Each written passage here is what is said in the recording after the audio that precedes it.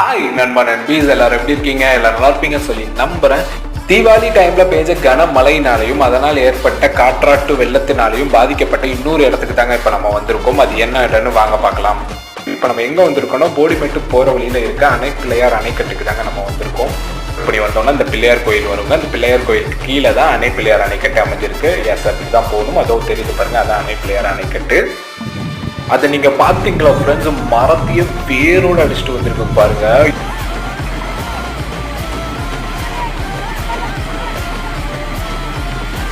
மட்டும் இல்லாம அணைக்கட்டுக்கு நம்ம வர வழியவே அடிச்சுட்டு போயிடுச்சுங்க. அதுதான்